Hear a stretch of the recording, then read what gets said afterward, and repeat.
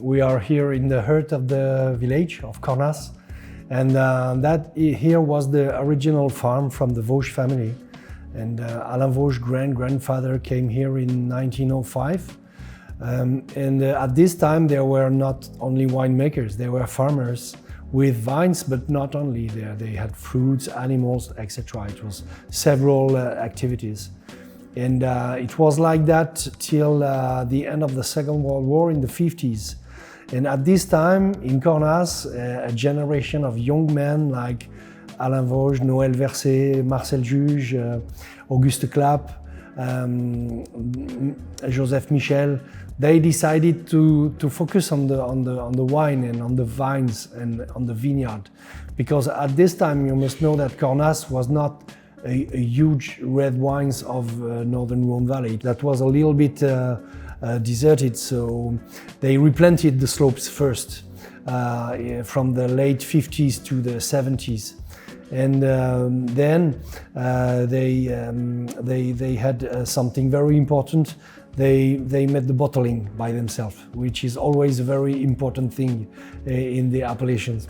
And then after they could manage the sales, but they were successful because Cornas, you know, is a huge terroir.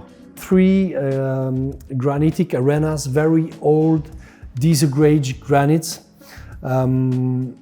It's something very special because Cornas is a little bit like a Piedmont with bottom and top and window slopes. So not too much mechanization. We have a lot of work by the hand. We are inorganic, but even in conventional vine growing, you have a lot of work by the hand. And we could say that all the work, or 90% of the work, is in the grape. You don't have to miss the 10% left, but it's really in the vine growing and in the slopes that the work is important. Saint-Péray is just in the south of Cornas. Both of them are very small appellations. Cornas is 162 hectares in total, with 50 vine growers on it. And Saint-Péray is smaller, it's 116 hectares, and with 30 to 35 vine growers on it.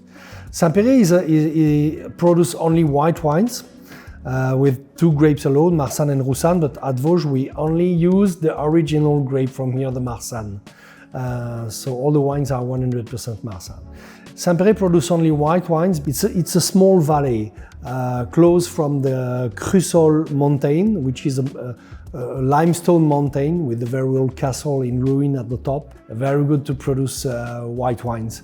That's why Saint-Péray ever produced white wines. So Cornas is still very loyal to the barrels, big or small. Now today we use not too much new oak on the Syrah. It was a little bit more 30 years ago, but now we try to express more the terroir and the soil. For the white wines, for the Marsanne grape, that really was the intuition of Alain Voge. You must know that Saint-Péray before, during a very long time, produced only sparkling wine, champagne method wines, from 1825 in Saint-Péray, only sparkling till the recent 90s.